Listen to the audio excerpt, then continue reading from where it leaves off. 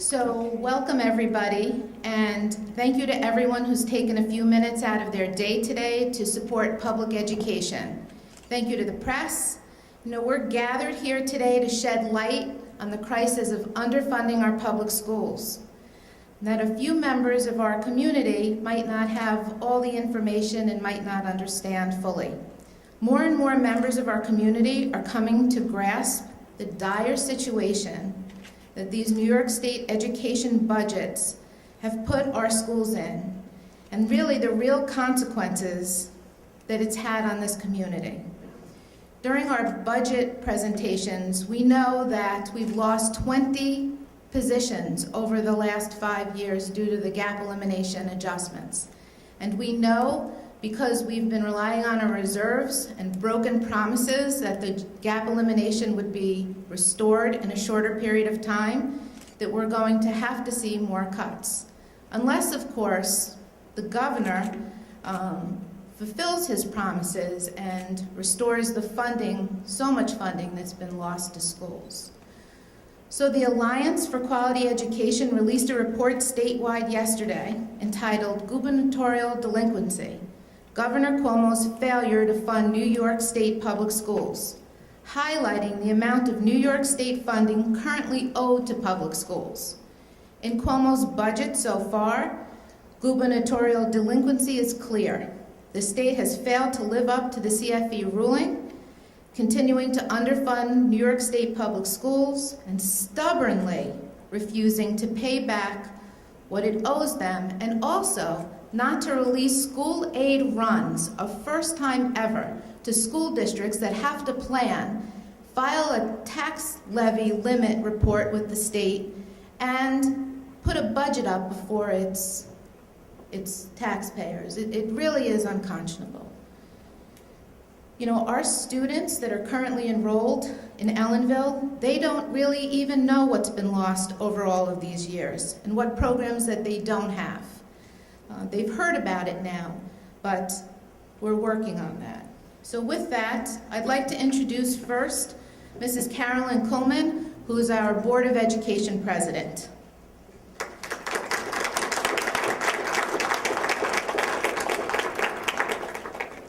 Thank you, Lisa. I've been in education all my life. As a student, as a parent, as a teacher, and now as a school board member. In my life, I have never seen a situation like the one our public schools are facing today. Public education in New York State is in deep trouble. Our public schools are not being fairly and adequately funded. Governor Cuomo owes the schools of New York State $5.9 billion. He has consistently failed his obligation to provide the funds necessary for all New York State students to receive the sound basic education that is guaranteed to them by the New York State Constitution.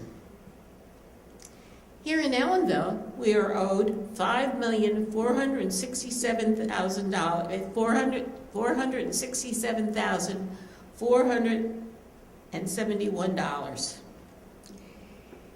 Ellenville is not a wealthy district, and we must have fair funding to provide the education our students need for their futures. Thank you.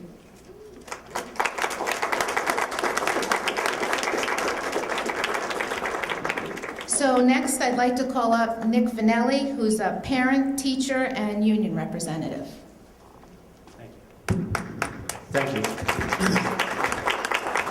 So a couple quick comments. Governor Cuomo's delinquency perpetuates the inequality with the funding gap between the wealthy and poor districts, being at $8,733 per pupil.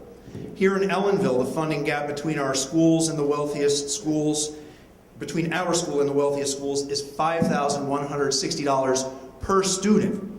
Ellenville is spending $5,160 per student less than the wealthier districts can spend on each of theirs. And we're here today because this is not acceptable.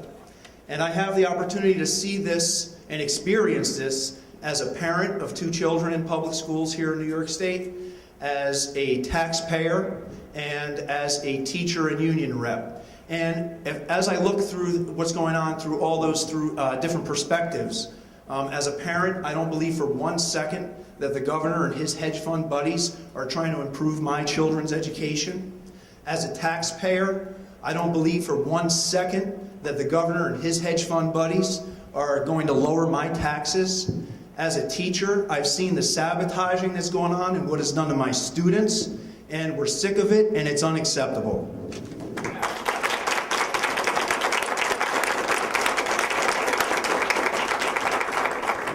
So next, I'd like to call up Kim Wright, who is a parent and a teacher in our district.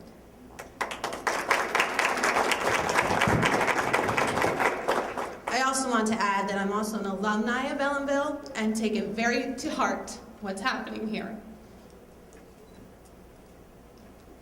Every Senate and Assembly district is owed between $9 million and $160 million in funding for their schools in order for the state to fulfill its constitutional obligations to provide a sound, basic education.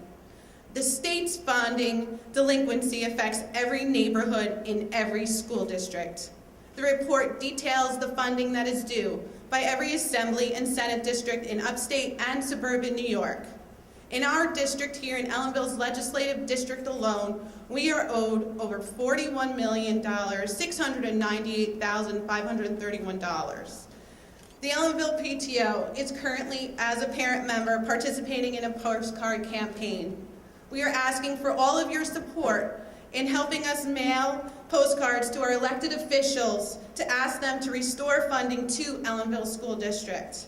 If anyone would like to participate, we have blue cards. You can call the district. You can also call extension 316, extension 339, and extension 330 if you need any postcards. Thank you.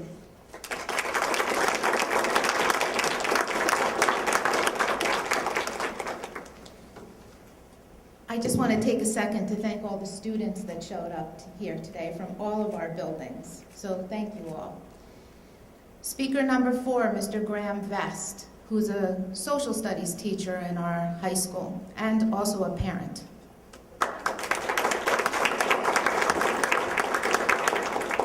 So I've been in education for over 30 years and been here in Ellenville for just about 25 years.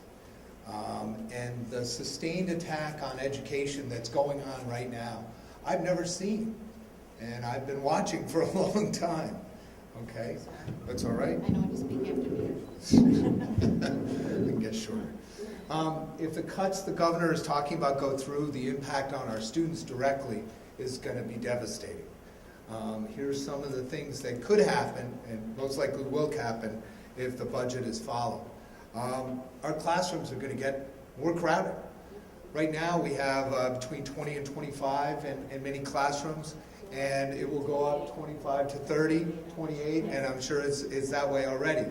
And any teacher can tell you, you have a class of 28, 30 students, you are not as effective as an educator as you would be with a smaller classroom.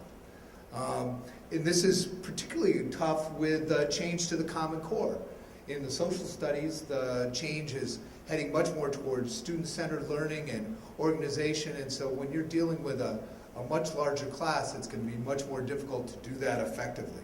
So once again, we have this push for change and failure to fund and support the change they're trying to implement. In speaking with Ms. Wiles, Superintendent Wiles, cuts to intervention services. Things like reading specialists, social workers, AIS programs, tutoring. You know, the fact is, these are things we need, essential tools we need to provide an education to a lot of our students. And when we are unable to fund them adequately, we don't provide them as well. And therefore, more students fail to get a fair and reasonable education, as we've said. There's talk of, or this will lead to cuts in music and art programs. Think of what you do when you're not at work. What do you listen to? You listen to music. What do you experience? You experience art. Creativity is essential for all of us. And to deny that, it's sort of like taking away a recess, you know, saying you can't go run around when you're a kid. You know, you gotta do that. You gotta have art. Cuts to the radio program, potentially cuts to sports programs, further cuts to our foreign language programs, our social studies electives, and the business programs. Cuts to staff development for teachers as we approach these new curriculum changes. And the last thing I just want to mention, and this has really come to me recently, is all this discussion, all these cuts, it hurts morale. Many of the people losing jobs are friends. Many of the people who are confronting this, all of them are friends, are members of a family. We're a small district. We know each other. When people stop coming or are sent away, it ripples through all of us. And so I've had more discussions in the last 2 weeks of the negatives of being a teacher than in 30 years. And it's not good. It's not fun. You know, as the governor claims he needs to improve schools through increased rigor, his budget creates a puzzling irony. As a small rural school district, why is the governor starving us? Thank you.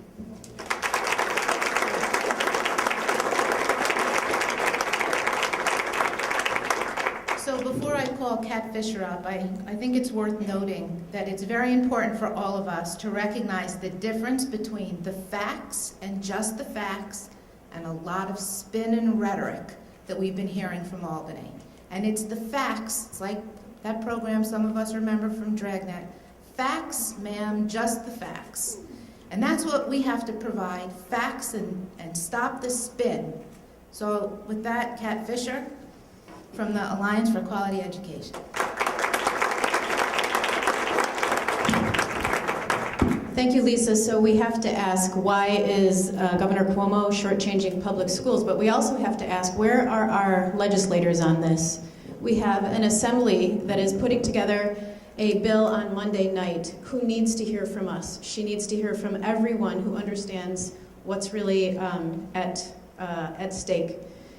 We also have a senator, Senator Bonasek, who says to care a lot about schools. Well, he needs to know what's happening in Ellenville, and we need to make sure that they all know. So when we look at why this is happening in the governor's proposal, it's important to look at who funded the elections of all these folks and who the investors are who are looking to make a future investment in the privatization of education. Hedge funders and billionaires are looking to education as a new financial frontier. They are pushing a damaging agenda which hurts our public schools. And exactly how does this happen? Hedge fund billionaires push for giant tax breaks after they make giant campaign contributions. Those tax breaks cost the state billions every year. Hedge funds and those who run them donated $39.6 million to New York election campaigns since 2000. This is a fact. When $39.6 million are poured into campaigns, you can't blame anyone else for spinning this topic. This is money that's going in there, and there will be deliverables. They've donated $4.8 million directly to Governor Cuomo. He's the single top recipient of hedge fund cash. At this campaign, all this campaign cash helped purchase a tax system that allows billion-dollar hedge funds and billionaire hedge fund managers to pay lower tax rates than working and middle-class families. Fair share taxes and fees, if put in place by the legislature in place of Cuomo's low-tax regime, would raise $3 to $4 billion per year, more than enough for New York to finally comply with the Campaign for Fiscal Equity court decision and allow fair funding for all public schools statewide. We've already won this battle, folks. We won this when New York State amended its constitution to include a responsibility to educate all kids fairly. It's time that we get in compliance, and it's time that we let both the governor and the legislators know that we know what's in our constitution and nothing else is acceptable. Thanks.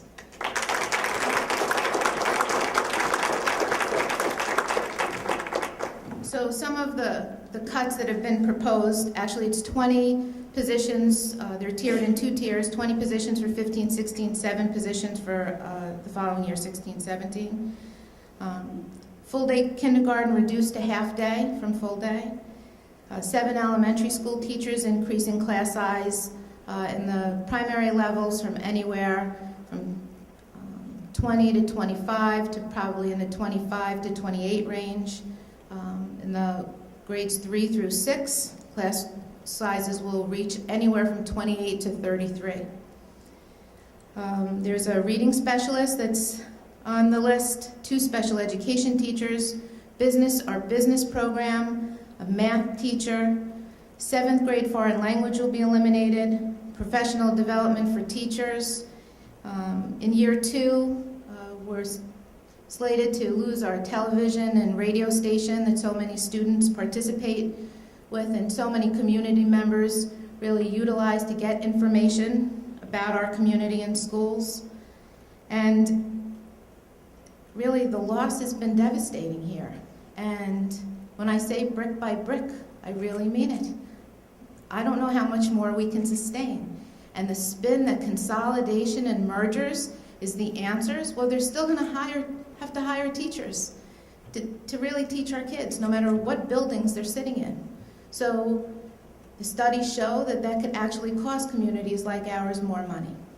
So we really have to, those are some of the cuts. If you check out our website at ecs.k12.ny.us, keeping the most updated information there that we can. And we really need to come together and make people accountable for breaking their promises and really violating a court decision that gave us additional funds in 2008. There was an increase, and then it was all taken away. So enough is enough. You know, our students have signs on their own accord. We can't wait. We cannot wait, and enough is enough. You know, I've been here for 18 years. I have never seen anything like this. And our kids don't deserve it. They just don't. Just because we're a high-needs district, we deserve more. Our kids deserve more. Thank you.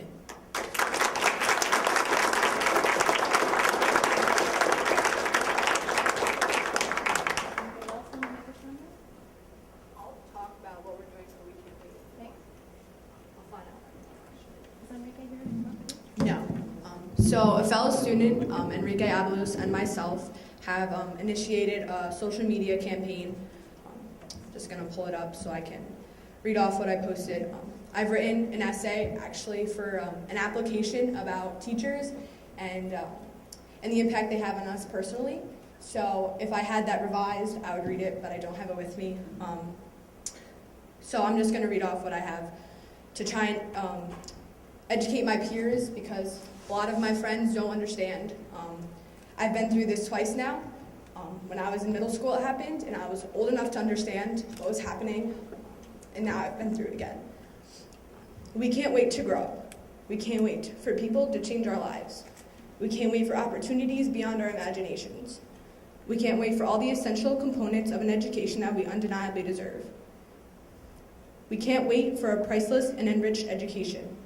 We can't wait for the people who inspire us, the experiences that make us who we are, and the knowledge that enlightens us.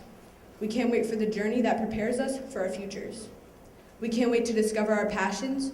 We are not numbers. We are students and individuals who cherish our years of school. Save our education, because Ellenville can't wait.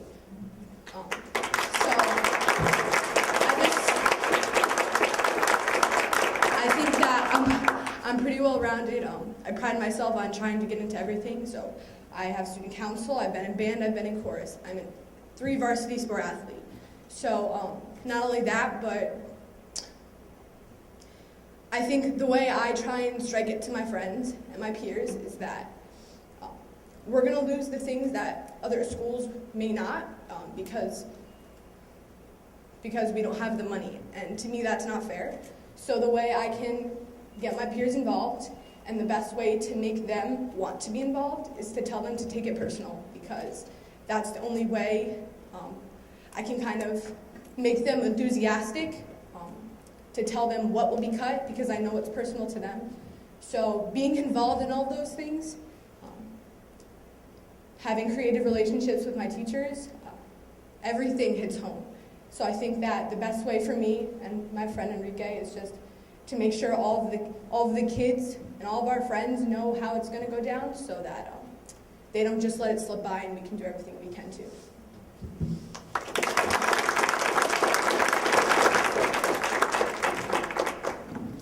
So our schools that have such great need and such great kids are being dismantled, brick by brick, teacher by teacher, time over time, by those with an opposing agenda.